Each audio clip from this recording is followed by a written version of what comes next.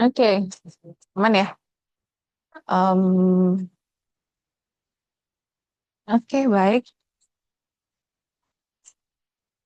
Saya di sini bahasa Indonesia. Kemarin saya soalnya dulu punya dua kelas yang dari Inggris, tapi satunya dari bahasa Indonesia, satunya bahasa Inggris.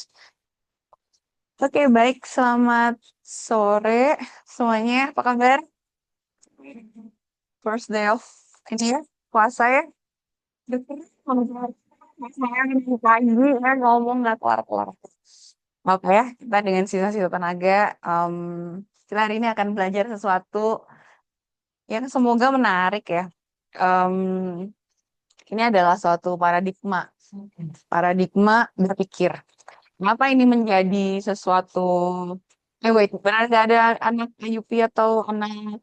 Oh, IUP aman ya? Aman ya? Nggak ada anak dari India itu kan ya? Kan kita sedang kedatangan. Ada anak yang kalau ini ibu yang ini pada dia. Ah, jadi apa? Jadi kenapa ini menjadi penting? Karena kita akan bicara tentang apa? Judul kuliahnya isu sosial budaya. Jika kita melihat sesuatu isu sosial, isu budaya, isu politik, isu yang bukan angka, isu yang bukan rumus pasti, kita membutuhkan suatu paradigma lain, cara berpikir lain. Paradigma ini seperti kacamata, tuh, kayak si Suna ya pakai kacamata. Ketika Suna pakai kacamata ini dia melihatnya seperti itu. Kalau nanti ganti kacamata Ray-Ban misalnya hitam, apa yang dia lihat menjadi berbeda, ya kan? Matanya sama, tapi lensa yang digunakan berbeda. Ya. Nah, jadi dengan perbedaan itu, akhirnya kalian bisa melihat sesuatu hal yang sama itu menjadi berbeda. Itu yang kemudian harus kita dudukkan dulu. Kenapa paradigma ini menjadi penting, gitu ya? Paradigma in social science. Kenapa spesifik in social science? Karena social science requiring certain way of looking, certain way of understanding yang berbeda gitu ya. Karena social science ini banyak sekali kompleksitas yang terlibat. Jadi seperti yang pernah kita contohkan ya, seperti satu sama dengan dua. Clear, tidak ada perdebatan gitu ya. Em, mau dari mau satu sampai satu di sini di India ya sama sama kan ya. Ya.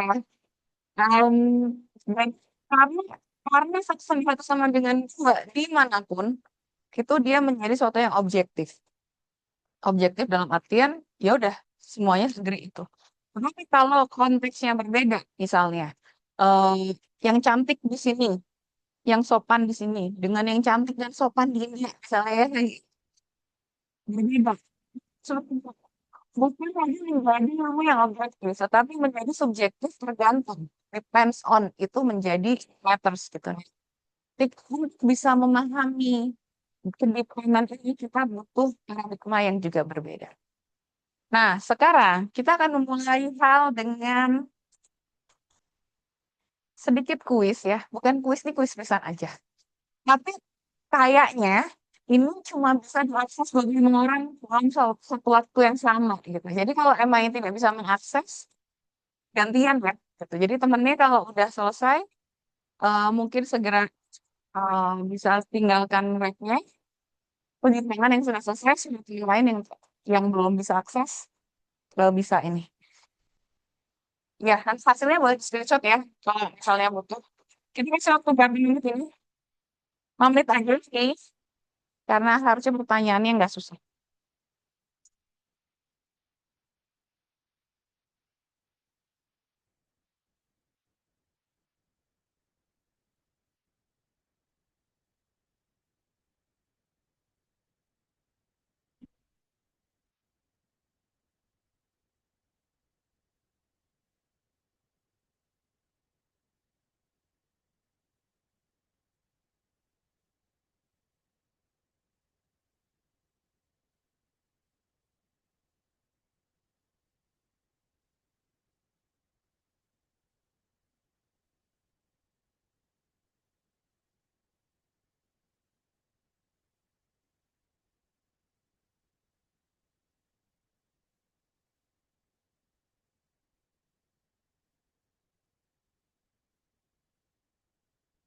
Udah selesai angkat tangan ya, supaya ketahuan. Ya, kayaknya semuanya bisa masuk. Oke, semuanya kusyuk di HP. Heeh. Ya udah, nggak apa-apa.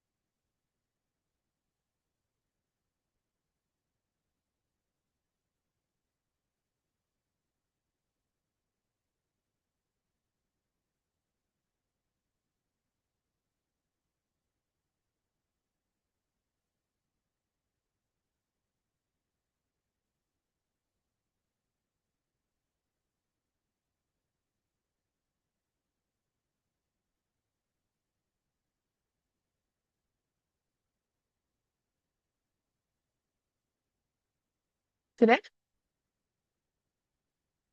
Yang udah selesai angkat tangan, silahkan. Yang ketiga dong. Oke, yang lain belum ya?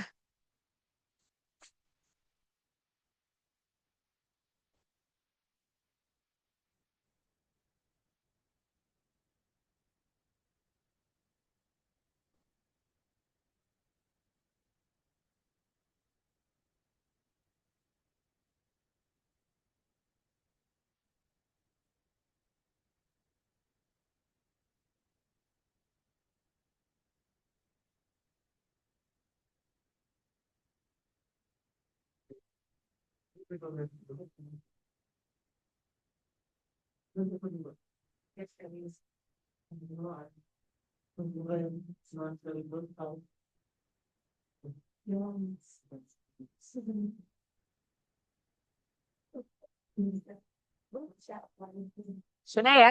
Sudah semua ya? Udah semua? Udah semua ya? Nggak sulit kan? Kalian udah tahu tipe kalian? Tipenya udah tahu ya? Sekarang yuk kita geser-geser dikit yuk. TV satu, TV dua, TV tiga. Kamu dua. Oh, dua. Hah? Astagfirullah. Saya keluar, Bu. Maaf, saya nggak mau bahas ya. Iya. Oh, jadi sampai kenalin dari yang tipenya. Kedua, tiga, empat, lima. Lima orang. Coba tanya. Coba sekali lagi. Mau pindah. Satu di sana, tiga dua di sini, tapi tiga di sini.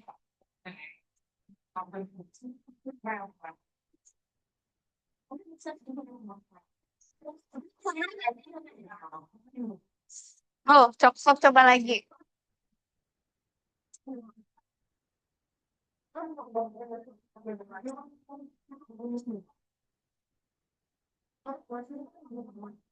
Boleh, boleh. Tipe satu siapa? Satu, satu, satu, satu. Main satu, satu. Belum.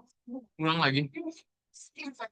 Access and you have to pay for a subscription. Oh my God. Oke. Ya kan jangan deh. Yang bisa mengundurkan diri, berperan bertanggungannya, tapi kalau emang nggak dapet ini, nggak diakses, disuruh. Iya, ya udah ya. Itu kan kita juga nggak apa-apa deh.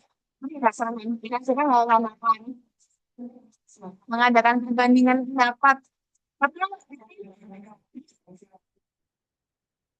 pertanyaan maksudnya.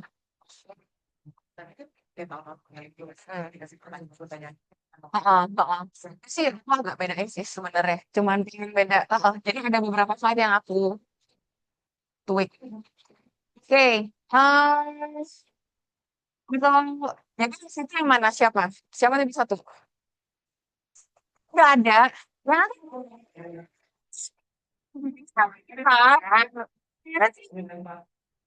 iya, iya kan. Pin aja. Yang iya nanti aku akan minta kalian diskusi soalnya per tipenya. Kalau yang nggak tahu, ya udah nggak apa itu aja. Tapi yang udah tahu minggu sama kelompoknya. Kan Faisal, yes. Yang Faisal. Benar tiga, tiga, tiga sih mbak. Mau nggak sekalian berkenalan dengan mas-masnya itu Faisal satu. Yang dua siapa dua? Oke. Yang di mana? Hah? Berapa? Dua. Benar. Dua. Kamu satu. Nggak ada tempat. Itu mau tempat. Satu ini. Kamu satu. Kamu satu. Iya. Oh, mas satu. Mas satu. Kami kan nggak di sini. Nggak ada. Berdua yang pakai nggak tahu. Sini. Pokoknya saya pengen atau enggak kamu pilih sama aku. Ini biar ditarik nih buat kamu. Saya pengen kalian bisa minta sama teman satu tipe kalian ya. Sini aja nggak? Apa itu? Satu satu bukan di sini. Iya nggak? Iya mas. Nggak bisa. Nggak bisa masuk. Kamu satu, dua, satu, satu di sini. Di sini, di sini, di sini. Ah. Ya, ya ini skenario yang agak tidak aneh-aneh karena kelasnya terlalu lengkap. Saya kan cuma disuruh pindah. Tiba-tiba saya nggak suka GKU tuh. GKU tuh terlalu berat. Terus kursinya sampai teter, lagi mepet. Saya nggak bisa jalan-jalan. Saya sekarang nggak bisa berkomunikasi dengan ini gitu mas. Enggak. Makanya saya pikir gitu. Mas, gimana? Jauh banget. Lagi bareng dong. Mendingan. Oke. Ya udah, kita at least kalian sudah tahu ya tipenya. Ataupun kalaupun kalian belum tahu, nggak ada apa-apa. Nanti mungkin bisa dicoba di hari lain ya. Siapa tahu memang ada limitnya. Jadi Newman adalah seseorang yang memang dia menggali tentang metode dan cara berpikir. Karena itulah mungkin metode kan juga menggunakan Newman. Saya juga ketika kita S2, S3. Karena eh, Newman ini mempelajari tentang bagaimana sebenarnya pembagian cara berpikir orang. Ya, cara berpikir itu dalam apa? Dalam melihat sesuatu kasus gitu. Kita nggak kata di sini ya. Nah, kan? Ya. Understanding paradigm or approach in social science is not simple. Ya. Thus, Newman tried to group it into three main types based on core assumption, competing principle, and interesting priorities. So that we can easily understand the basic. Jadi sebenarnya lebih banyak dari itu. Tetapi ini hanya grouping simple gitu ya, hanya untuk membantu kalian memahami. Nah, tipe satu siapa tadi? Kalian itu masuknya adalah positivis ya. Kita ini kalau kita reviewnya di akhir ya. Tapi sekarang kita reviewnya di awal. Tapi nanti saya akan memberi challenge kalian. Cara berpikir positifis itu seperti apa gitu ya. Jadi, you rely on empirical evidence and logical reasoning to understand social phenomena. Bagi tipe satu atau yang orang positivis, semua itu harus logik, clear cut, benar salah, hitam putih. Nggak ada itu abu-abu. Salah salah dengan dua. Nggak bisa ya agak-agak satu, agak-agak dua, satu sekian atau gimana. Nggak ada. Karena dia clean cut. Dia ingin menjelaskan sesuatu dengan logik yang objektif, yang bisa diterima semua orang, yang kebenarannya itu bisa dibilang tidak perlu diperdebatkan lagi. Ya, gitu nggak Faisal? Hah? Gitu? Mana? Sehingga kalau dia melihat suatu fenomena, dia akan menjelaskan lebih ke scientific basis ya biasanya. Jadi apa ya contohnya ya? eh Misalnya kemarin ada sidang isbat gitu ya. Mungkin kalau orang saintifik ya mikirnya, ya udah clear, ini 4 derajat. Caranya apa? Ini metodologi apa? Metodenya clear nggak? Teropongnya apa? Dia bisa melihat apa dan lain-lain gitu. Karena biasanya orang positivis itu penganutnya adalah karena dia objektif. Jadi kalau itu diulang oleh orang lain dengan metode yang sama, dengan fenomena yang sama, hasilnya harus sama. Ya kan? Soalnya kalau itu dua. Mau Sultan yang bilang, mau Faisal yang bilang, mau siapa yang bilang, mau Azra yang bilang, tetap sama. Karena dia objektif. Artinya tidak ada subjektivitas yang masuk. Gitu. Nah, clear ya? Nanti kita akan. Setuju nggak yang satu? Setuju. Sama cuma berapa orang saya pengen tahu. Dari yang hasil masuk aja. Satu, dua, tiga. Kamu juga? Enggak. Satu, dua, tiga, empat, lima, enam. Enam aja ya. Enam. Oke. Oke. Tipe dua itu integratif. Jadi beyond dari objektivitas dia ingin tipe dua mana berapa orang? Oh cukup banyak. Dua, tiga, lima, enam, tujuh, delapan, sembilan, sepuluh, sebelas, dua belas, tiga belas, empat belas ya. Oke, dua kali lipatnya ya. Jadi lebih banyak. You believe understanding human meaning and context essential to studying society. Ya, jadi kamu ingin mencari beyond logical apa ya, beyond scientific explanation. Jadi kamu mulai ada interpretasi. Makanya bilangnya interpretif. Ya. Interpretif ya. Jadi dia interpretatif. Dia mulai memasukkan asumsi-asumsi sehingga kadang apa namanya? Satu fenomena oke lah misalnya pasar tumpah di Gasibu ya, pasar pasar weekend gitu, pasar Minggu.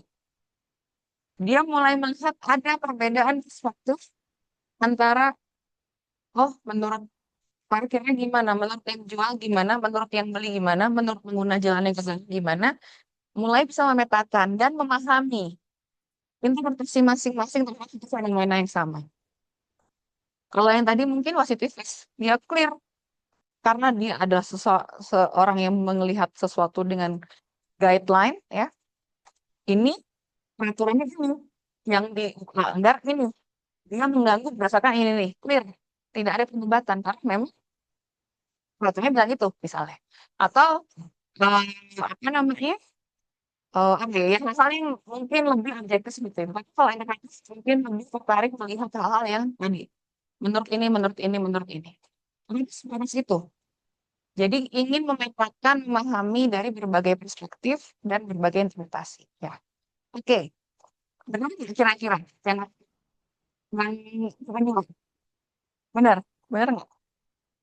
Benar ya. Jadi mulai bisa tertarik dengan hal yang yang berbau diskurs gitu. Diskurs itu artinya diskursus. Artinya ya udah ini kebenaran kita bisa diskusikan, selalu bisa didiskusikan. Jadi kebenaran tidak utuh gitu. Tipe tiga, siapa yang tipe tiga? Nah, satu, dua, tiga, empat, lima, lima aja, ya lima sedikit ya. Biasanya emang tipe tiga ini paling sedikit. Kan kalau yang bawah itu ya barely nggak ada ya, hampir sedikit sekali. Heeh, paling sedikit ya. Kritikal, dia ini adalah tipe kritikal.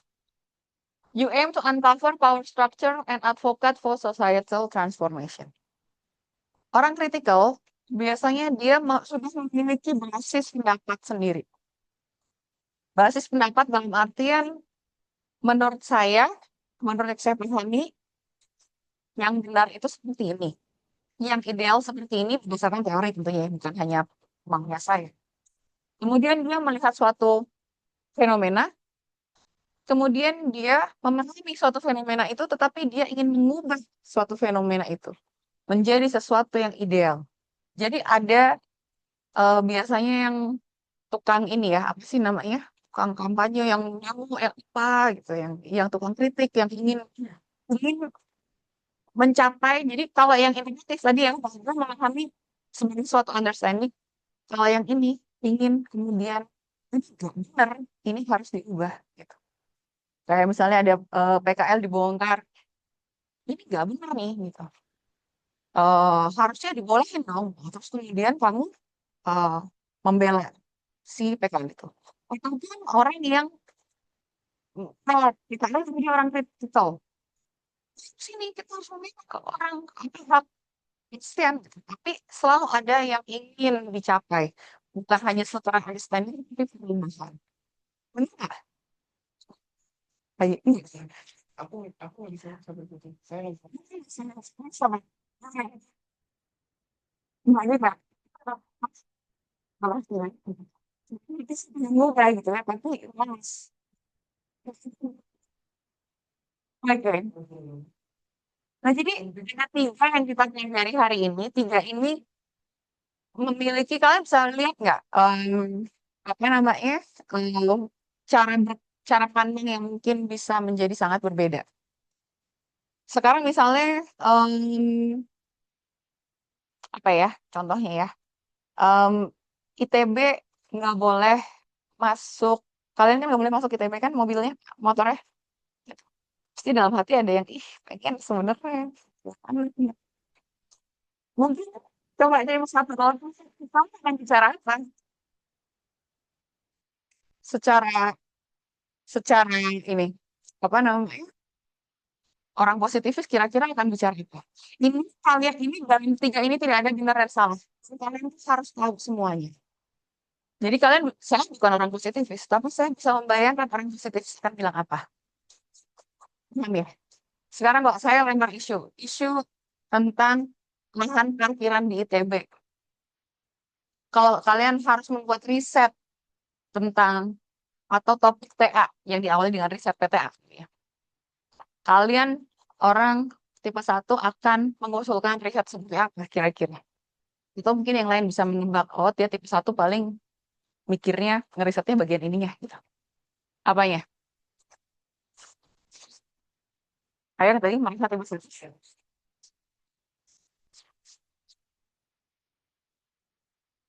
Nggak ada benar salah ya. Ayo, ayo, ayo, ayo. Ingat aturannya. Saya tanya. Terus ada yang jawab. Tapi ada yang lain. Ada yang lain kemudian berusaha memahami tipe satu. Kayaknya mereka akan mikirnya gini, Bu. Gitu. Apanya dari permasalahan lahan parkir di ITB? Ayo, ada? Mau ngusulin?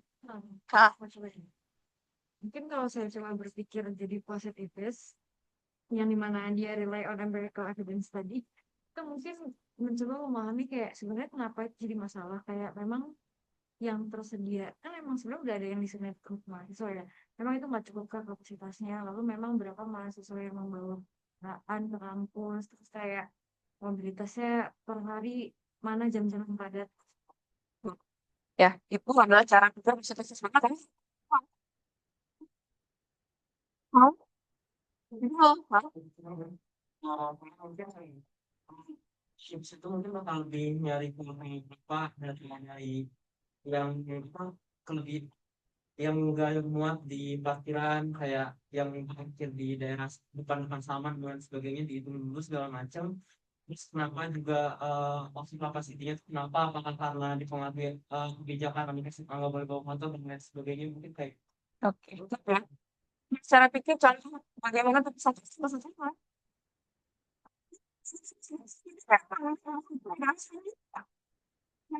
Ini lagi yang mungkin bisa di ini kan, bisa digali. Ayo mikir ya, di kelas saya harus mikir. Harus mikir. Jadi, kalau orang dewasa tuh cenderungnya nah, ya kan, solve problemnya.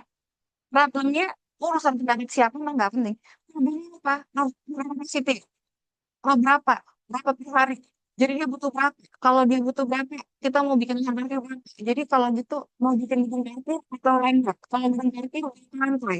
Sangat praktis. dan sangat mencari solusi gitu ya, solution base gitu. Paham? Paham ya? Dan itu sih semua orang-orang itu tuh kayak gitu.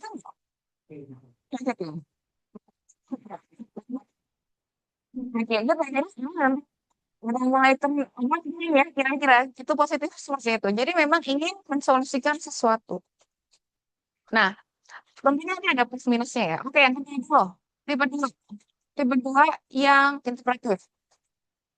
Kira-kira kalian akan meriset apa? Bagaimana mulai mendalami kasus lahan parkir ITB ini? Ada yang ingin di... Oh ya, Dacin? Kalau saya ada tipe dua, Mm, yaitu mikirnya saya mentain dulu seluruh pemegang kepentingannya, mm, misalkan mahasiswa, pihak ITB, eh, atau mungkin bersih apa, jangan sampah-sampah daun kayak gitu. Terus di sana aku ngeliat dulu kepentingan mereka untuk masukin kendaraan ke ITB itu apa. Nah, biasanya tuh nabraknya adalah mahasiswa pertama capek karena kuliahnya kadang sampai sore dan harus jalan lagi ke parkiran. Tapi kalau misalnya dari pihak ITB tuh biasanya pengennya mahasiswanya berolahraga sama dapat yang hijau-hijaunya kayak lebih refreshing ke mahasiswanya. Sebenarnya kan dulunya bagus, tapi nggak ketemu titik komprominya di mana. Nah, mungkin dari sana mulai dulu. Oke. Oke. Ya, ya. Jadi Davin, Apa aja?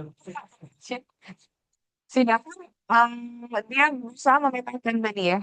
Men- Menurut feelingnya mahasiswa gimana sih? Menurut ITB-nya gimana sih? Bayangin kalau kayak di Nangor kan boleh masuk ya? Enggak. Sekolah Susah. minggu lalu. Saya cuma satu doang. Aku nggak full satu semester. Oh, Aku bayang sih. gitu. Jadi dulu pada waktu masih bisa tuh, saya kalau mau ngajar di sana, pikir terus berapa? 5.000 lumayan. Jadi saya malah yang ngajar. Saya kemarin saya hanya cuma dari saya baru jam setengah 12-an, jam 12 sampai sana jam setengah satu juga tuh betul. Gitu. Semakin malam kan jadinya. Nah, tapi kalau kalian di kalian yang praktis ya, jauh banget. Mana mana praktis. Segala macam. Nah, itu ada kepentingan yang berbeda. Jadi dengan begitu, apa sih tujuannya memetakan dan memahami ini? Tujuannya apa? Supaya bisa membuat titik kompromi. Nemu titik kompromi yang mungkin balance, win-win untuk semua semua pihak ya. Walaupun mungkin ya tetap aja ITB-nya harus sedikit mengalah, mahasiswa juga harus sedikit mengalah. Tapi akhirnya titik temunya di mana? Gitu ya. Jadi understanding ini menjadi penting terutama ketika kita bicara tentang isu sosial. Kita arsitektur tuh isunya sosial ya, mostly. Kecuali kalau emang kalian bicara tentang teknologi bangunan, struktur, bentang gitu ya, udah clear gitu. Tapi kalau eh, tentang fungsi, tentang pengguna, itu akhirnya banyak interpretasi yang main. Gitu. Udah nih. Oke. Kalau nanti kira-kira kayak gimana? Yang tiba-tiba apa ada yang kira-kira memahami? Jadi apa kira-kira yang akan disuarakan oleh tipe 3? Ada kasus lahan parkir ITB. Tapi mau? Kamu mau? Gibran? Bener, sangat.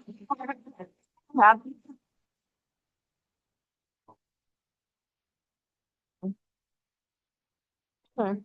Maka sih buat menjadi panitia di beberapa event yang dipaksakan kampus dan ada beberapa kampus itu membutuhkan kendaraan otomatis dan di mana pusat. Jadi saya sudah biasa tahu atau level kendaraan itu apa yang biasa bawa untuk terserah untuk kampus itu mungkin enggak gimana kalau kita mudah saya tahu kalau bagi mungkin bergantung di rumah tapi tidak akan mungkin ini yang beneran penuh ke mahasiswanya untuk membawa kendaraan dalam kampus. Jadi anak didiknya ya paling perizinan kan jadi mau yang di gerbang juga mengenal walaupun pemain dan sebagainya ini beberapa pemain saya inginnya jadi penggunaan seperti ini tentang masuk tentang pendidikan terus.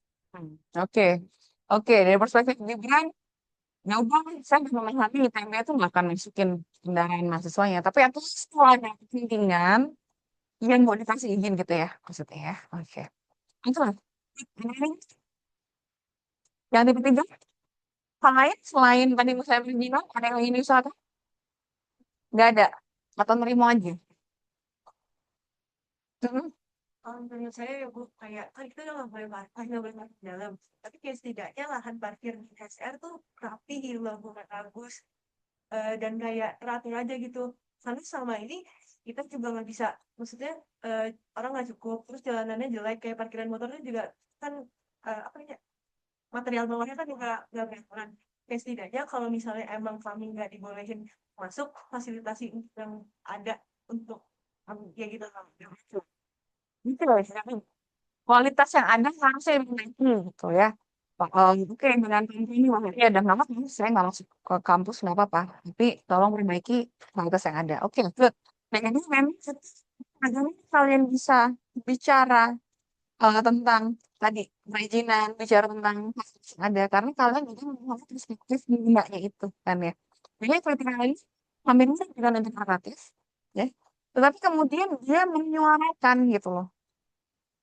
Ini harus diubah gitu karena harusnya gini, harusnya gitu ya. Kita ngegas lah ya. Gitu. Saya masih gitu loh. Dan jangan jangan nggak bisa, nggak bisa. Ini harusnya nggak kayak gini gitu. Yang akhirnya orang-orang kayak saya ini ya kadang disetelin, kadang banyak musuh, kadang gimana ya KBK ya. Kan semua rasanya kalau ngomong sih nggak bisa gitu. Nah, tapi memang itu adalah drive saya gitu ya. Drive saya dan cara pikir saya bahwa saya malah merasa bersalah kalau saya tidak menyuarakan gitu. Ini sama Budisti ya. Budisti kan ini kalau lihat sebenarnya tahun lalu yang bawain Budisti ya. Kalau Budisti ya bahasa cukup memahami gitu. Ya diubah nggak diubah ya saya akan mengusulkan. Tapi kalau misalnya sudah mengusulkan ya bagaimana kepentingan atas aja gitu. Oh saya nggak bisa, nggak bisa. Ini harus nggak bisa gitu. Kayak gitu gitu ya. Jadi karena kita memiliki cara pandang yang berbeda. Kira-kira gambarannya seperti itu. Tapi kalian terlihat sudah cukup paham ya perbedaan ini. Kenapa kita harus paham semuanya supaya tidak terjadi diskusi antara tipe 1 dengan tipe 3 misalnya. Tipe 1 ngomongnya, iya kita akan menghitungin. Jangan ngomongin cuma juga sini kerjaan. Kita demo gini. Dianya tuh karena kita tahu bukan itu cara kerja dia, bukan itu cara pikir dia misalnya. Nah jadi atau misalnya menjadi menyalahkan gitu. Saya adalah orang kualitatif yang tidak percaya angka ya. Em, karena menurut saya angka itu sangat bisa dimanipulasi kalau buat saya. Ini subjektif sekali. Kayak misalnya eh, BPS. BPS membuat kemarin tiba-tiba bilang em, jumlah rakyat miskin Indonesia turun drastis. Sempat gak kamu mendengarkan hal-hal kayak gitu? Ternyata kenapa? Karena standarnya diturunkan. Ternyata orang yang 30.000 ya, 20.000 sehari, dapat 20.000 sehari, itu dianggap kaya.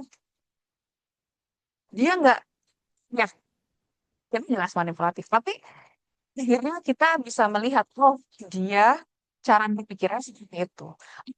Nah, sebelum kita ada manipulasi dari itu, rakyat miskin kita tuh hanya berapa persen, 10% mungkin dari apa-apa.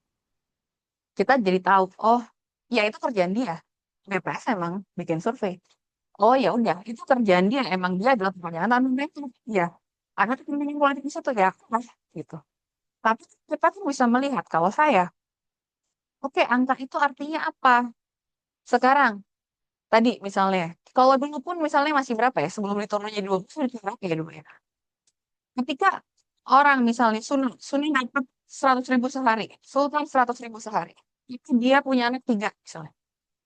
Dia sandwich generation juga. Ibunya masih ada. Yang siapa namanya? Musa. Tidak ada tanggungan ibu bapak, tidak ada tanggungan anak.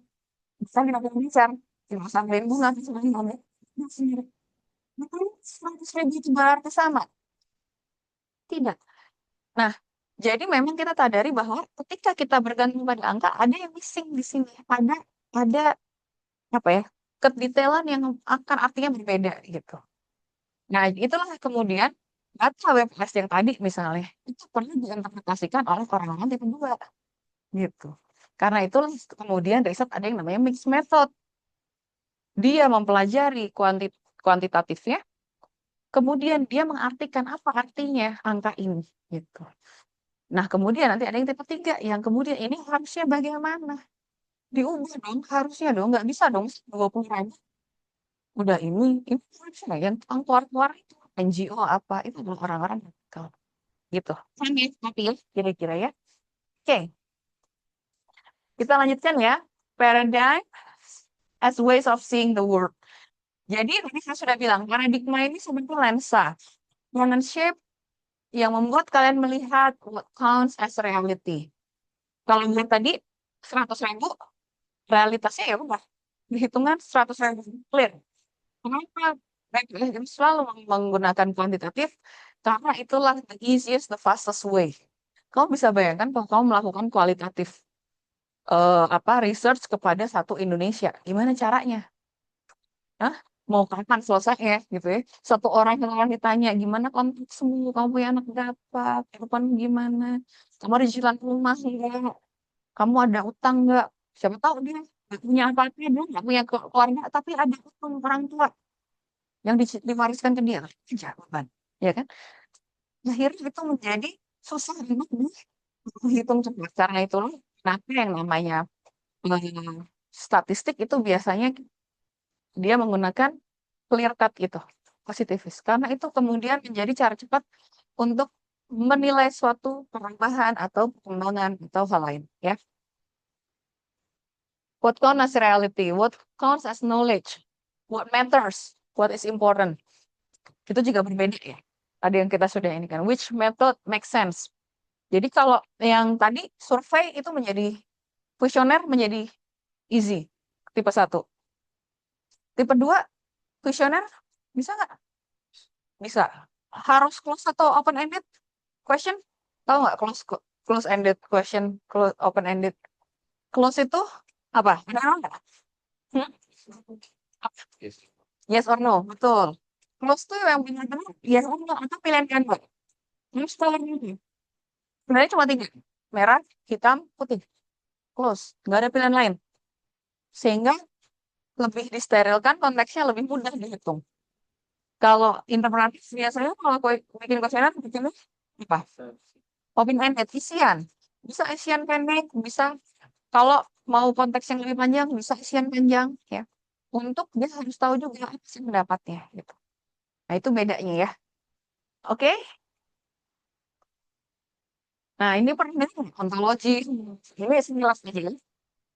Jadi ada yang namanya keilmuan, bagian dari keilmuan itu ontologi. What is reality like ya? Realitas itu singular atau multiple constructed itu berbeda paradigm, berbeda ini. Kira-kira kalau reality itu single atau stable. Again, itu mungkin orang-orang dari tipe 1 ya. Semua emang cara kerja dia adalah dia melihat sesuatu stable sehingga bisa dikalkulasi, bisa disolusikan. Ya, 1 tambah 1 2 tadi, stable.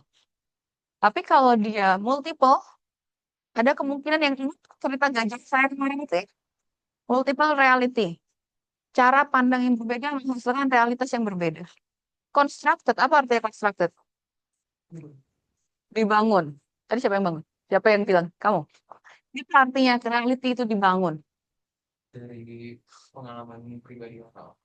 Exactly. Jadi itu kenapa ada namanya cara pandang constructivism karena dia tuh melihatnya semua realita itu mungkin tergantung bagaimana orang yang membangun realita itu. Kamu misalnya orang anaknya konglomerat selalu tinggal di Jakarta, mungkin kamu akan tidak bisa memahami cara pikir atau cara pandang orang yang misalnya tinggal di desa, di kampung, hidup susah gitu ya. Akhirnya realitas itu menjadi berbeda gitu. Makanya ketika itu berbenturan, biasanya kelas. Kamu ingat yang dulu anak kecil yang aku rintis itu loh, siapa sih? Hah? Siapa? Siapa? Iya, Ketara. Pokoknya ada yang gini-gini, ketemu banget itu. Tapi begitu dia ngaku perintis gini-gini di podcast siapa ya? Tiba-tiba disayang teman-teman. Karena buat dia sedang perintis. Karena dia itu berusaha menciptakan sesuatu dari kecil. Tapi buat orang yang memang yang nggak punya uang, sih dia mau jalan bokeh, mau hidup pernah minta dia, kamu bisa bikin kayak gitu pakai duit siapa kalau bukan nggak punya orang yang bisa ngebacking gitu. Jadi buat dia realitasnya berusaha gitu. Tetapi menjadi berbeda ketika orang dengan realita berbeda melihat itu gitu. Nah, itulah yang kemudian realita itu menjadi konstruk depend on mas- apa yang dialami, masa kecil, pendidikan, konteks negara, konteks budaya, dan lain-lain. Epistemologi, how do we know? Ada yang distance atau objektif, ada yang falseness. Kalau distance, malah kadang dalam research itu, kita nggak boleh ikut hanyut dalam apa yang kita bicarakan. Kita harus berjarak, ya. Jadi benar-benar clear, objektif. Jadi kalau saya bilang, misalnya, siapa ya, Kai, kamu bilang, kamu melakukan kesalahan, melakukan kekerasan. Saya dengan clear, kamu melanggar, misal ini, clear. Tapi kalau saya mendekatkan dengan dia, ya tapi kan dia kan sebenarnya melakukan itu karena ada trauma dari orang tuanya, dia ini termanifestasi, jadi berbeda, paham ya? Jadi berbeda. Nah jadi em, kadang satu profesi itu akan lebih dekat ke satu cara pandang ketimbang yang lain. Oke, aksiologi. What about values? Value itu apa? Nilai ya. Ada yang value free, value netral. Orang-orang yang value free itu biasanya adalah orang-orang yang tadi scientific exact. Ya tadi, misalnya 1,1 sama 2 itu nggak ada value-nya. Mau dimanapun, di Indonesia, dia di India, sama aja. Kan ada value yang bekerja. Tapi begitu dia, contohnya apa? Coba kamu kasih contoh. Apa penilaian yang uh, sangat value based? Ayo, mikir. Apa? Yang kira-kira value based. Soalnya tadi kan itu value free. Ya, clear. Kalau value based, kira-kira apa? Yang berhubungan dengan apa? Moral. Apa lagi? Hah? Kemanusiaan, etika, budaya, ya kan? Sehingga yang yang cocok aja untuk kita di Jawa Barat misalnya, mungkin tidak cocok untuk yang mereka di Sumatera atau di Papua gitu ya, karena value yang berbeda itu. Metodologi, what approach follow from those assumption ya. Jadi kemudian setelah kamu punya tahu semua, jadi cara apa atau metode apa yang cocok gitu ya. Oke. Nah ini mungkin sekilas what count as a valid evidence. Kalau positivis itu biasanya ya number, measurement, ya sesuatu yang berupa kalkulasi. Tadi yang sebutin Mbak siapa tadi yang Mbak siapa kamu namanya Mbak? Nadia. Yang tadi sebutin Mbak Nadia tentang apa langkah ITB nggak apa namanya nggak cukup itu ya, tentang berapa ininya berapa, tapi itu kan semua angka ya, berapa kapasitas, berapa yang datang, kelebihannya berapa, jadi berapa yang harus disediakan, itu semua adalah numbers gitu. Interpretive stories, meaning mencari ceritanya menurut dia, menurut siapa. Kalau critical power structure, inequality, jadi malah dia mencari, jadi ini salah siapa? Ini salah sistem, ini salah pemerintahnya. Pemerintahnya kalau bisa salah kenapa? Jangan-jangan ini adalah ada pengaruh dari tekanan atau politik dan lain-lain ya. How do we judge resource quality, validity, reliability ya? Kalau yang ini ya valid atau enggak, salah atau benar gitu. Kalau integratif lebih ke credibility, apakah sumbernya kredibel, apakah cara ininya kredibel gitu. Kalau critical ya depend on social impact-nya. Ada nggak social impact yang dia berikan? Goals-nya positifis ya, measure ya, explaining cause, effect, dan memprediksi kira-kira kalau jadi kita bangun gedung parkir sekian cukup nggak? Itu ada suatu prediksi ya. Collaborative, understand experience, interpret meaning ya, explain konteks supaya bisa memahami dari berbagai sisi. Kalau critical ya expose inequality, jadi kamu malah mengekspos ketidakadilan atau mungkin manipulasi di bawahnya. Jadi ilmu-ilmu yang mungkin akan biasanya lebih apa ya istilahnya membuat kamu tahu nggak ketua BEM UGM sekarang lagi di teror? Tahu ya? Itu karena dia mengekspos sesuatu yang berbau kritikal seperti ini. Ada inequality tentang topik yang di MBG ya. Nah, jadi dia mengkritik itu karena dia ada apa mengetahui bahwa ada injustice di situ, ada malpraktek dan lain-lain. Nah, dia angkat gitu. Dia research, dia angkat. Nah, di situlah kemudian dia menjadi target biasanya orang kritikal ini. This researchers role change across paradigm ya. Kalau positivis, researcher as observer, jadi benar-benar mengobserve. Kalau interpretif, researchers as interpreter. Jadi dia yang menginterpretasikan apa yang dirasa oleh orang-orang yang dia tanya. Kalau critical, researcher as ally atau advocate, gitu ya. Tapi sebenarnya paradigm ini bisa share common grounds. Jadi bisa bekerja sama karena itulah tadi positivis dengan interpretif bisa membuat suatu riset bersama X method gitu ya. Paradigm are not serious atau not serious atau versus not serious. Jadi masalah gini, buat dulu di ITB ya, eh, research yang dianggap valid adalah yang positif. Karena kenapa? Karena orang-orang seperti saya, orang kualitatif, itu dianggap kami ini hanya beropini.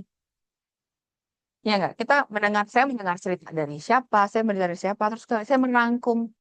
Itu opini panas sebenarnya saya merangkum itu dengan sebuah teori. Tapi buat orang-orang yang dulu melihat apa namanya semua itu dengan objektif, apa yang subjektivitas ini tidak berlaku. Padahal sebenarnya dua-duanya matters kan gitu. Nah, jadi ini nggak ada yang good or bad, tetapi memang cara pandang yang berbeda. They can all be empirical, systematic, theory-based, reflective, and open-ended. Jadi semuanya itu bisa seperti itu. Tapi perbedaannya adalah prioritas dan reasoningnya. Oke. Nah ini adalah mungkin nanti dilihat saja ya. Beberapa ini di Newman. Newman ini sudah melihat apa namanya membuatkan tabel gitu ya. Bedanya apa sih antara positivism, interpretative social science, and critical social science. Kita lewat saja ya. Nah, tapi walaupun ketiganya berbeda, nih, walaupun ketiganya berbeda, tapi sama-sama empirical. Apa sih artinya empirical? Nyata. Contohnya research yang empirical yang kayak gimana?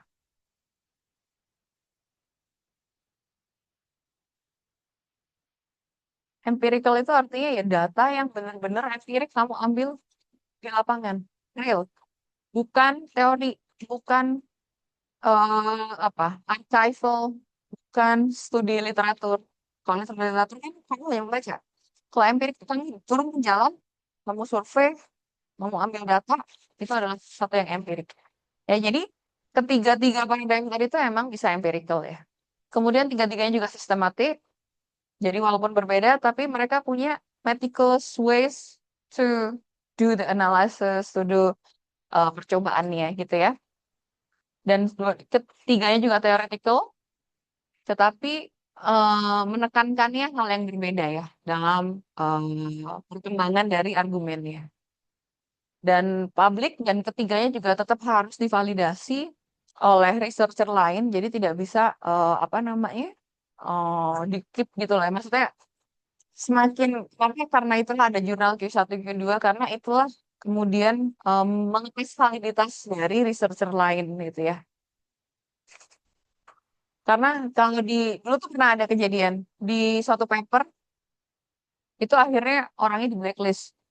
Jadi si mungkin ya kebiasaan gitu. Orang mahasiswa menulis kemudian dosennya nebeng nama gitu ya biasa. Kalau di negara Asia tuh selalu seperti itu. Kalau saya di Australia saya nggak pernah saya research dengan nama saya sendiri saya tidak pernah memberikan nama dosen saya kedua dan ketiga karena yang namanya author itu adalah penulis ya. Kalau kamu pembimbing ya saya sudah bayar pembimbingan ini dengan UKT istilahnya. Jadi kalau kamu bisa menolak sebenarnya. Kalau dosen itu tidak ikut menulis, jadi yang namanya author itu menulis. Sesedikit apapun dia harus menyumbangkan 1, 2, 3 paragraf gitu. Nah, ceritanya di saat itu apa namanya ada satu mungkin mahasiswa menempelkan nama dosennya. Nah, kamu tahu acknowledgement di paper tuh ada acknowledgement apa isinya kira-kira? Acknowledge itu apa? Me- mengaku apa ya istilahnya? Apa pengakuan? Kredit lah ya gitu ya acknowledgement. Tiba-tiba dia mau terima kasih kepada Bapak sebagai pembimbing gini gini gini gini. Padahal Bapak itu ditaruh di nama kedua. Jadi istilahnya itu menjadi apa? Self acknowledge. Dan itu adalah sesuatu yang tidak ethical.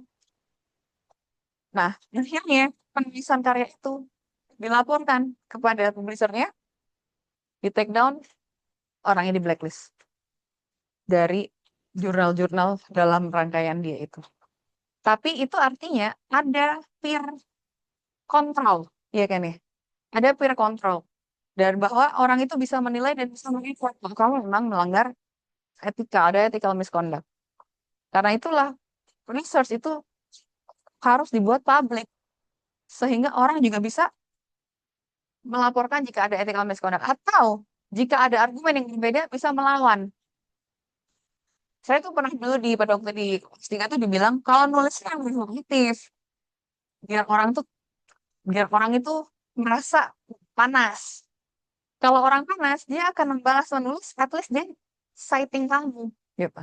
Terus dia akan nge-cite kamu bahwa ya kamu di dibahas di situ walaupun kamu jelek-jelekin ya nggak apa kamu saya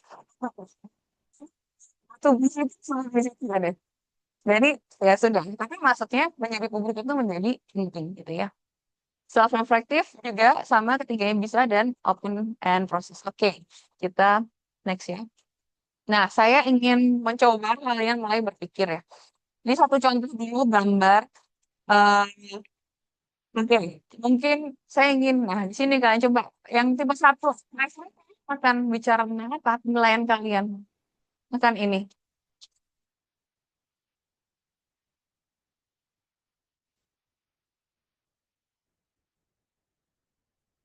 Berdua juga mikir, tiba-tiga mikir, tiba bisa diskusi dulu. Kita sudah menceritakan ya. Coba mikir, diskusi. Kira-kira apa? Ini pada kenal nggak di sini? Pada kenal yang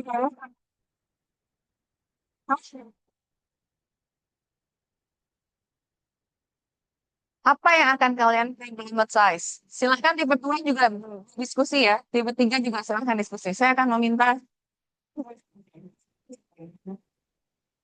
apa ya? Ya, gambar ini kan misalkan jalan, ada jalan kemudian digunakan untuk eh, pasar. Tipe mana duluan yang ready? Memberi contoh? Siapa? Ayo. Ya, tipe berapa? Hmm. Oh, abang sih dari foto ini ya udah bisa pasang apa ya? Hmm. Di pasar untuk bank ini harus mengambil dua aja si dua apa terutama sisi dari pedagang, sisi yang pengguna jalan utamanya dan orang-orang kan jual mereka beli ya dagangan si pedagang di situ. Terus kayak kalau misalnya masak ya oke nih, mungkin ada yang bisa lihat ini ganggu jalanan, eh ganggu jalanan, tapi kenapa ganggu jalanan karena biasanya di jalan itu, ini harus mikir kembali kenapa mereka sampai rela-rela break the rules untuk berdagang di situ. Jadi kita harus mikirin di situ juga. Dan juga kalau misalnya memang ngerasa kita si jalan tersebut, kita juga harus kembali lagi kayak, oke kalau gitu kita coba bantu mereka untuk cari tempat yang lebih proper. Kita coba ini beli dagangannya langsung di situ, sama harus mikirin juga sih kayak apa, sosialisasi lagi kalau misalnya kayak saya di situ tuh kurang bagus dan misalnya tempat lain kalian bisa bisa ngajuin tempat di sini di lain tempat yang tidak mengganggu jalan pertama loh. Oke, jadi memahami bahwa ada memahami bahwa memang dia break rules, tetapi kemudian ada kepentingan apa di baliknya. Kenapa dia sampai mau berdagang di situ, rela-rela gitu ya. Dengan mungkin apa ya, terancam untuk digusur, untuk diusir, untuk bukan pajak mungkin kalau memang di pinggir jalan. Oke, thank you ya, Sen ya. Tip lain, ya silakan. Tapi kalau dari saya itu ngeliatnya itu kayak CFD gitu ya, kayak karena budaya di Indonesia itu kan CFD itu hal yang lumayan banyak peminatnya gitu kan Ibu. Tapi di sini itu kalau misalnya ini beneran CFD, kenyataannya itu kan car free day ataupun kendaraan, free kendaraan. Tapi sedangkan di sini itu masih banyak kendaraan, contohnya kayak motor yang tempatin jalanan itu. Mungkin lebih bisa pindahin atau mungkin dialokasikan ke tempat lain dan ada apa ya kayak izin yang jelas gitu. Karena kalau CFD itu kan mungkin kayak yang kita tahu bedanya itu CFD kan lagi beneran hari biasanya dan itu kan emang beneran pemerintah menyetujui juga kalau di jam-jam tertentu itu CFD dan kendaraan itu nggak boleh sama sekali lewat di situ. Jadi mungkin kalau misalnya ini beneran CFD pun ada beberapa aturan yang memang harus disepakati kayak kalau CFD kendaraan jadi nggak boleh ada di situ. Oke, oke, Mbak Syosri, Shift time. shift. Mbak Sifna bilang kalau itu kalau ini sih, karena kalau konteksnya CFD, misalnya pun konteksnya CFD, harusnya di kendaraan gitu ya, harusnya dipindahkan itu mana? Hitungannya gimana? Batas CFD-nya gimana gitu ya. Kemudian persetujuan waktunya gimana? Nah, itu pas tipe satu gitu. Jadi dia nggak mikir kan yang timbangan isunya gimana ya, kenapa ya? Bukan kenapa, ini mah kenapa ada di sini? Bukan, jalurnya gimana, aturannya gimana, nah, gitu ya. Oke, ketiga, kasih ya Mas saya. Ketiga, siapa nih yang ketiga? Lo. Kamu? Hmm. Mas, Sen Mas, sen ya sadar. sen sen Alexander, oke. saya ini ganggu banget sih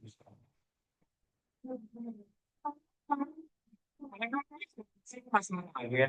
Terus kayak ini based on personal experience guys. Jadi kayak kadang tuh pas kaget dengan saya pengguna mobil juga atau pengguna motor benar-benar ngeganggu jalan yang namanya tuh bisa kaget saya nggak tahu ada di situ gitu. Benar-benar kaget. Iya. Kayak eh, bikin macet terus kadang tuh orang lewat-lewat jaywalking segala macam. Jaywalking? Terus Apa tuh jaywalking? Jalan-jalan? Strolling gitu? iya Oh, sesuai tempat gitu. sabar. Masih Mas, kalau enggak, saya nggak ngerti satu. Tambahan oke. orang Ya, oh. kayak motor-motor pakai di pinggir jalan itu bisa membahayakan mobil juga karena bisa ada yang nyenggol ada yang apa dan Jadi, saya harus sesuai peraturan yang jelas. Tapi enggak seperti ya setahun tempat guys. kalau masih empat kan? Biasanya memang kita agak ngegas ya. Jadi Mas Sander kan gas mungkin. Enggak, tapi enggak. Ada di awal yang nggak gini gitu ya. Harusnya nggak gini. Dan gini gitu. Jadi kayak orang ini ya gitu loh. Netizen Indonesia ya, harusnya nggak gini. Kira ada terima kasih ya. Hmm. Jadi kemarin saya cuma Optimisnya ya. Jadi kapasitasnya berapa, kenapa di sini, apa impact-nya dan lain-lain. Kalau yang berarti ya, apa artinya tadi ya? Untuk vendor, untuk pedestrian, kenapa dia ada di sana, apa yang menurut mereka. Kalau yang ini, mungkin kalau yang tadi saya pikirkan adalah yang pro mereka ya. Kalau yang ini yang kontra ya sama mereka. Ya. Tapi sama-sama gitu, sama-sama mengubah, gitu. Mengubah suatu keadaan.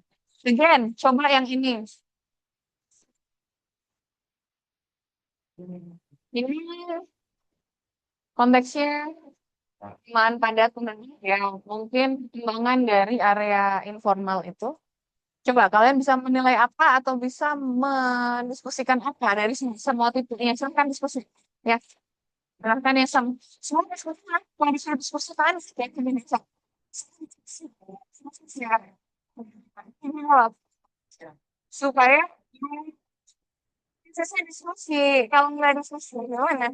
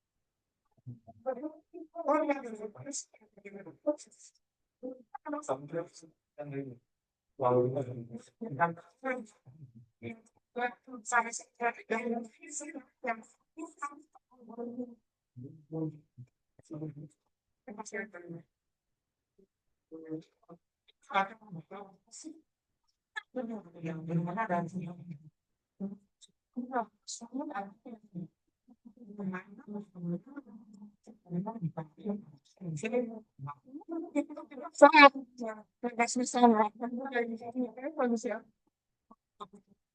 Baik. Sudah ya, apa diskusinya dari tim berapa dulu mulai? Siap. Silakan. Masih thank you. Nah, kami kenapa? Oke.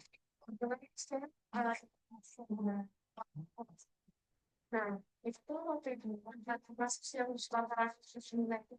Tapi kalau menurut saya sendiri ya Bu, sebenarnya emang apa namanya informasi dulu itu jatuhnya dari dipegang enggak, tapi pegang itu kayak artis itu udah lama dan kayak terus tuh memang secara legal itu punya pertanggungan dan memang dilarang di situ karena tadi resiko kebakaran.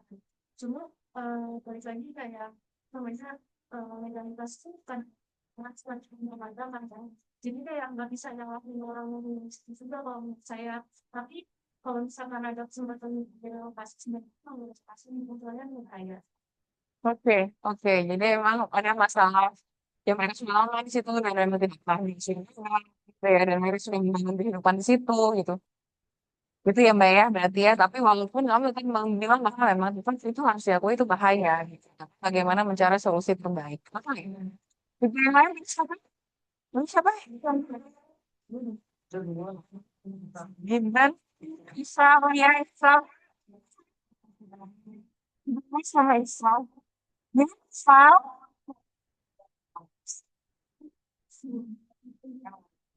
Kami yang tim satu juga pengen orang sistem musik di atasnya itu ada ganjil banyak banget.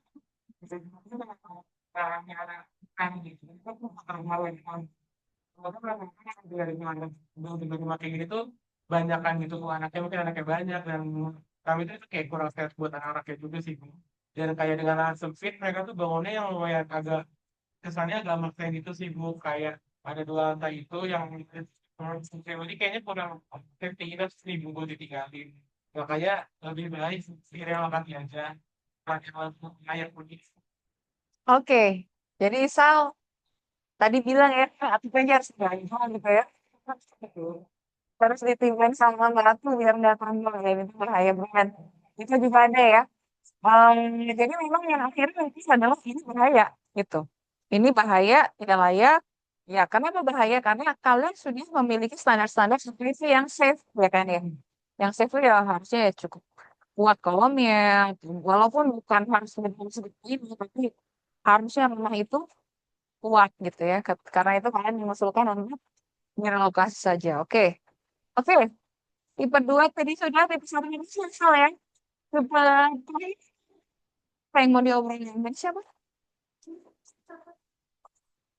Ya? Siapa? Selesai. Saya sebagai sekretariat itu sebenarnya untuk masalah seperti ini kan dia tempat tinggal yang tidak layak sebenarnya. Jadi sebenarnya yang harus diperbaiki itu dari pemerintah bagaimana orang-orang yang tinggal di sana itu disediakan direlokasi ke tempat yang lebih layak gitu. Karena kalau misalnya dari mulai tinggal di sana mau relokasi mana kalau tidak ada yang bisa berrelokasi. Jadi sebenarnya untuk sekarang tempat ini lebih pemerintah. Oke. Jadi ada setuju ya, ini kayak soal main ini. Mana sih ini?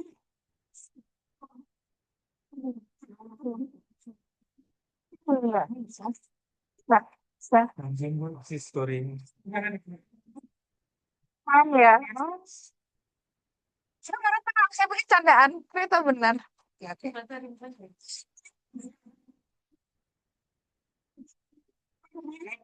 Jadi bisa, ya, ya. Oke, oke. Oke, tadi Mbak Siva tadi ya. Ya, sama.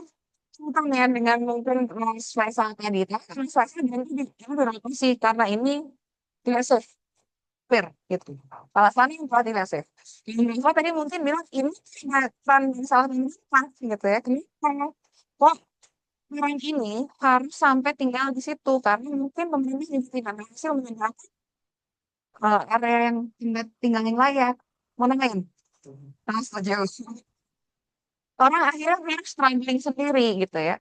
Karena memang sebenarnya kalau kalian lihat secara sistem itu memang ya makanya pemerintah itu ya kita ya memang susah ya jadi pemerintah ya. Karena cuma tanggung jawab mereka. Seperti misalnya apa namanya ada anak-anak nggak bisa sekolah, putus sekolah.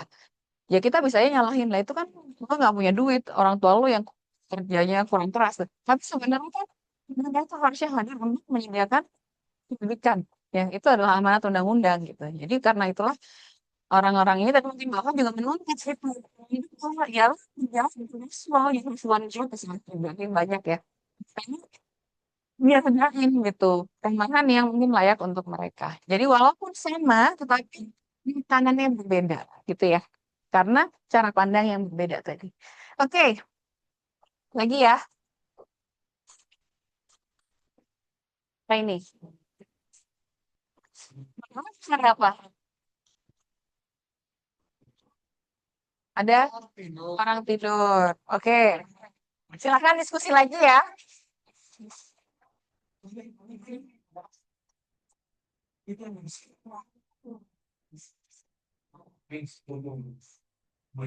Ada pengemis homeless yang harus duduk di situ menggantungkan bajunya gitu ya. Oke, silahkan diskusi lagi. Kita bisa dibilang lagi ya. Jadi silahkan diskusi.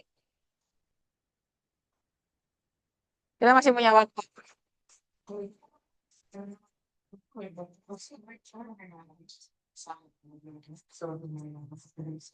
Ya, saya kasih waktu ya.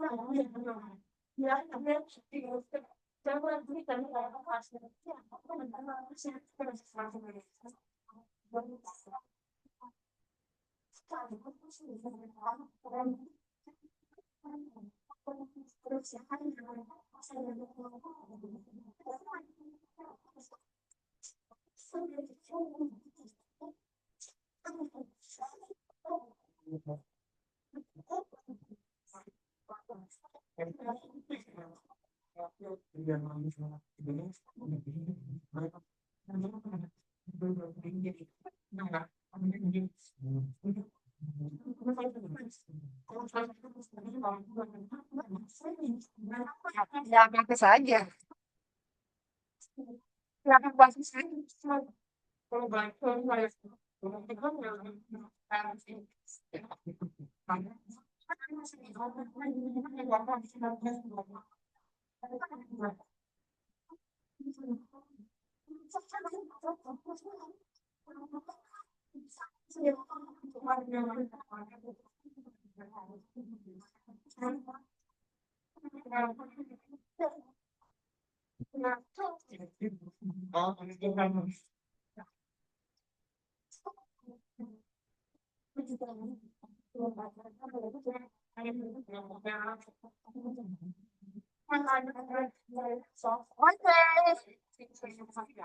Oke, gimana?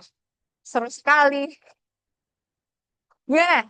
Mau Ya, Eko, dua Enggak. berarti. Jadi apa ya? Mau gimana pun juga kalau kan misalnya nih permasalahan yang gue adalah tidak punya rumah plus kayak mau gimana pun juga pada akhirnya sistematis sih. Kayak emang ini udah salah pemerintah karena udah nggak bisa apa eh, kerjanya nggak kelar, nggak bagus. Jadi sehingga ada orang-orang yang apa yang kurang hoki, kurang apa terpaksa untuk tinggal di hasil bahkan itu pakai publik aja gitu. Seharusnya juga dari pemerintahnya sendiri gitu bisa apa udah bisa lebih lebih tanggap terhadap permasalahan perumahan ini ya pun ya mungkin emang ngerti lah kerjaan pemerintah gak cuma satu cuman ya ada apa satu nyawa orang juga lebih banyak gitu sampai harus hidup seperti ini gitu. Oke, oke. Ini jadi kalau Sona tadi memahami ya bahwa korban orang ini tuh mungkin adalah korban dari sistem gitu ya, bahwa dia sendiri sudah berusaha tapi tidak mendapatkan jalan untuk memperbaiki kehidupannya sehingga Sona akhirnya konten-konten itu paling mendingen gitu, mendingen higher powernya nih pemerintah untuk juga do something gitu ya, do something tentang hal-hal seperti ini. Oke, oke. Jadi memang bisa ya geser-geser gitu ya. Jadi memang ya tadi kan mix method itu mungkin masih bisa ketika integratif ini dirasa sudah tidak cukup, makanya kemudian muncullah mungkin akan mulai mendemand sesuatu, which is itu boleh saja dilakukan. Asal konsisten gitu. Ketika kamu membahas ini, saya menggunakan perspektif kritikal, saya akan konsisten dengan kritikal. Kalau saya menggunakan positivis, ya saya akan konsisten dengan positivis. Jadi bukan berarti kalau saya itu berdua, saya nggak boleh ke kanan, nggak bisa kiri, bukan seperti itu. Jadi kalau sudah nanti melihat kamu matematika itu misalnya dengan diri ya, kemudian saya ingin memahami angka sastra dan kandungan bisa seperti apa, ya bisa. Karena terus nature-nya permasalahan itu harus diselesaikan dengan positif. Nah, hal yang ini sebenarnya berarti demand ya, bahwa ini udah beyond dari kemampuan orang tersebut untuk bisa memperbaiki diri gitu ya. Oke, yang lain silahkan Mas. Siapa? Pak. Siapa? Mana sih Pak? Saya Nggak bisa. Oke, kamu yang berpendapat. Tapi kan cenderung kemana menilai dirimu?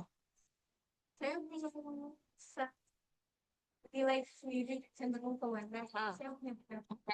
Jadi kalau menurut saya ada beneran memang bisa ditanyakan kemana bisa ada homeless, bisa ada orang area wisata yang pasti juga di bawah naungan dari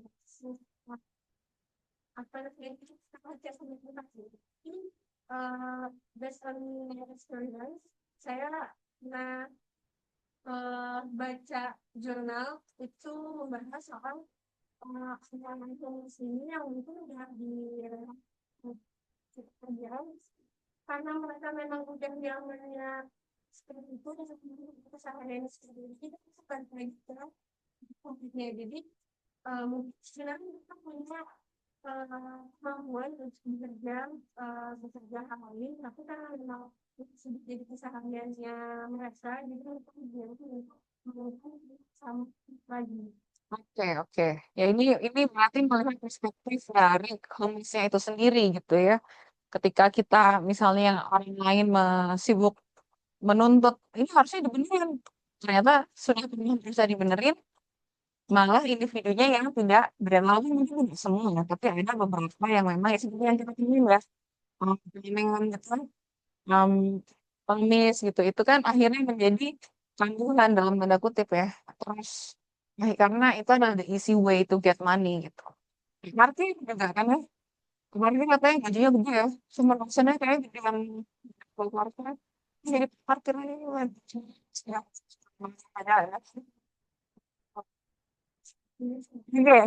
Nah, jadi itu adalah insight menarik juga ya. Tapi berarti Anda masih taruh di kedua ya, karena Anda ingin, sorry, Mas Diva ingin menginterpretasikan bagaimana pendapatnya si, bagaimana perasaannya si orang tani homeless itu. Kenapa mungkin nggak digali, kenapa ya?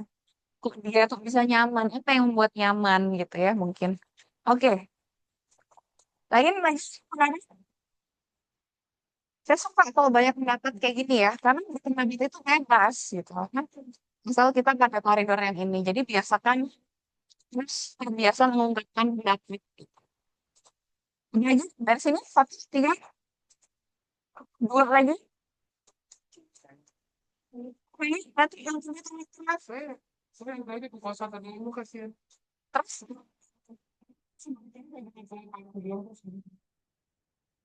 Jadi gimana jadi? Oh, satu nggak apa-apa. Iya udah aja kasihan gue sih. Tapi enggak ya, orangnya kan susah nih. Enggak nih. Oh ya, ya udah, bukan saya, bukan dari kan nggak ada di situ aja. Sehingga Oh, mau kemana saya ditarik di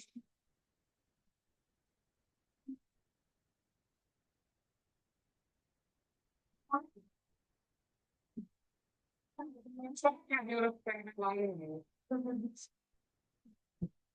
Oke, jadi kalau saya berapa dia sudah lama dengan permasalahan ini ya udah dari satu sedang usia gitu ya udah aja diemin aja gitu. Tapi kalau nanti menjadi banyak, baru masalah gitu. Baik. Oh iya, bisa menjawab ya. Mungkin ada dari kita pendapat seperti itu cuma speaking gitu ya. Memang gini ya, memang situasinya nggak apa-apa gitu. Kenapa sih jadi masalah? Kenapa sih semua harus diributin gitu? Yes. Nah, pendapat ini bisa sangat berbeda-beda dan nggak ada salah dan benar gitu ya. Oke, lanjut. Lanjut. Ya, jadi memang ini adalah realita, isu sosial yang mungkin kita juga, kalau misalnya kamu menjadi arsitek, mendesain ini cantik-cantik, ya, tapi desainmu menjadi tempat homeless tinggal. Railing yang kamu desain cantik-cantik pakai layar mesh dan segala macam jadi tempat cemilan gitu. Bagaimana gitu. Nah itu yang mungkin ada peran kita sebagai arsitek untuk kalau memang kalian adalah memang full, ini enggak, akomodasi lah. Tapi kalau kalian tidak full, ya Sekarang kan ada yang hostile architecture itu yang sengaja dibuat supaya mereka bahkan nggak bisa duduk, bahkan nggak bisa apa gitu. Tempat duduk, bangku, bench, supaya nggak dibuat tiduran, dikasih handle-handle atau enggak dibikin duri-duri gitu, supaya mereka bukan nggak bisa. Nah, setelah itu supaya apa di depan itu? Supaya nggak ada yang bisa jualan, bukan setajam-tajam, tapi diselimutkan sebagai dekorasi. Tapi sebenarnya itu harus tahu juga gitu. Tapi kan dari situ kan terlihat keberpihakannya ada di mana, ya kan ya? Kalau desain taman apa jalan dari satu berarti keberpihakannya pada pedestrian dan mobil ya, berarti supaya tidak mengganggu. Jadi PKL pinggir gitu. Nah, itu akhirnya sesuatu yang mungkin teman-teman kita akan exercise ya ke desain. Oke, kita terus aja, kita teruskan. Jadi, what does these three paradigms mean to you as a future architect in approaching social and cultural issues? Jadi, kalian tahu bahwa there isn't just one right way to study social and cultural issues ya. Jadi, tidak hanya caramu saja, tidak hanya lensa kamu saja yang benar. Ada kemungkinan kebenaran lain. Dan itu adalah khas di ilmu sosial. Ilmu sosial makanya kamu lihat Indonesian Lawyer Club, diskusi-diskusi, Karni Ilyas, Lucy, dan lain-lain itu adalah selalu yang dibahas dalam social problem, ya, social science, hal kayak gitu. Nah, mereka memberikan matematika di situ. Benar nggak mereka ini tuh apa? Saya nggak ngerti ya. Sama sekali nggak ngerti. Bukan ranah bukan ranah diskusi. Ya, itu adalah ranah yang memang clear, selesai. Terbuktikan atau tidak, benar atau tidak. Tapi kalau ranah sosial, itu selalu ada perdebatan. Jadi biasakanlah kalian melihat perdebatan itu, dan biasakanlah suspend judgment, ada istilahnya. Suspend judgment. Menahan judgment. Jadi jangan ngejudge cepet-cepet gitu ya. Karena selalu ingat ada berbagai macam realitas, ada berbagai sisi mata uang, mata koin yang mungkin kalian juga pernah lihat. Oh dia nih kayak gini, dia gini. Hai, saya nggak jadi. Jangan terus kamu itu kayak orang kalau semua gitu lagi gitu. Nggak tahu gitu. Gitu. Coba cari perspektif lain, coba tanya orangnya. Apakah mungkin sebenarnya dia kayak gitu? Gini. Ternyata dia hanya membela diri misalnya karena dia diserang, tetangganya diserang kan, jadi ceritanya gimana? Gitu ya. Oke, kedua, depending on which one you choose, I mean lensanya, what you try to do in your approach will be different. Jadi kalau kalian itu menggunakan lensa yang berbeda, maka solusi yang ditawarkan juga berbeda. Ya, kenapa ya kita hari ini ya? The different methods used in approaching social and cultural issue are based on ideas and concept from the approach. Jadi metodenya, metode itu metode penyelesaiannya. Metode penyelesaian tadi itu tergantung dengan bagaimana kita melihat itu, ya. Apakah bisa mix paradigm? Bisa, tapi logiknya harus konsisten. Ketika kamu misalnya, makanya kalau mix method itu clear kapan dia menjadi kuantitatif, kapan dia menjadi kualitatif. Begitu kuantitatif selesai, logiknya langsung diganti. Nggak bisa ketika kamu sudah bingung kualitatif, kemudian ada yang main mahasiswa tesis. Kualitatif, tapi kemudian dia hanya yes or no saja gitu. Ya kurang atuh gitu. Yes or no mas. Sama aja sebenarnya dengan kuantitatif. Jangan seakan-akan dia menggunakan bahasa-bahasa yang kualitas, tetapi kemudian dikuantify menjadi yes, ada, tidak, gini. Ya itu mah, misalnya ini apa studi kualitas ya. Kalau kualitas ya bukan berarti trotoar ada, terus misalnya pagar ada, ini tidak. Tapi kalau studi kualitas ya berarti trotoarnya ada dan kondisinya seperti apa? Ya, cukup besarkah? Gede kan beberapa lebarnya, cukup untuk berapa orang, bisa menampung apa dan lain. Itu kualitas yang dibahas gitu ya. Jadi konsisten jika digunakan. Avoid mixing assumption accidentally. Nah, jadi tadi trust itu bahaya sih sebenarnya. Karena nanti kalau caranya berbeda, endingnya kesimpulannya akan salah, gitu ya, akan menjadi questionable ya. Terus combine dengan step why the combination is coherent for the research question. Kenapa kamu menggabungkan? Saya menggabungkan research case dengan betul. Kenapa? Karena saya membutuhkan data real sebelum saya mengadvokasi. Misalnya, saya perlu tahu sebarannya real dulu untuk saya berargumen untuk bisa menunjuk ini. Gitu. Jadi ada argumen kenapa dia harus digabungkan. Ya. Nah ini mungkin misalnya cara cepatnya. Jadi gimana sih untuk choose paradigm? Tahu dulu apa sih problem yang kamu study. Problem ini membutuhkan kedalaman kah atau keobjektifan kah? Kemudian, what do you want as an outcome? Prediction, understanding, changes, ya. Karena itu akan tadi ada mau positifis, interpretif, atau critical. What is your main evidence? Numbers, naratif, power structure atau analisis ya. Power atau structure analysis. Nah, itu nanti juga menggunakan, kamu nggak bisa datanya angka, tapi kamu menggunakan sesuatu yang kuantitatif.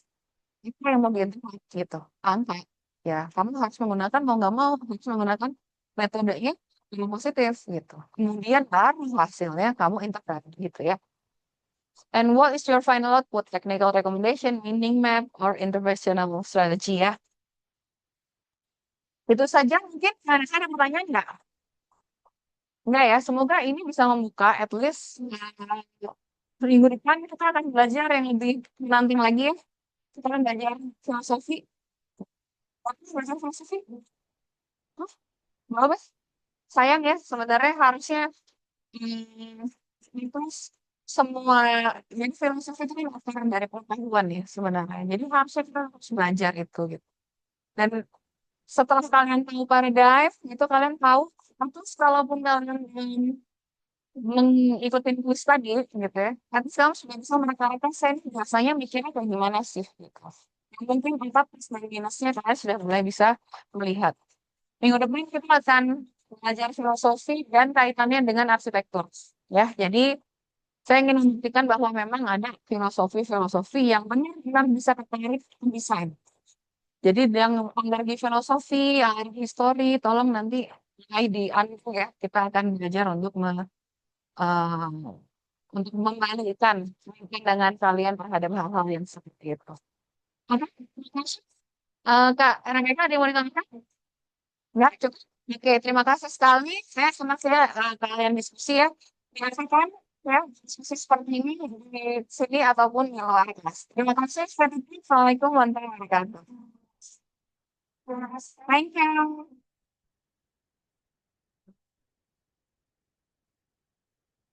Terima kasih.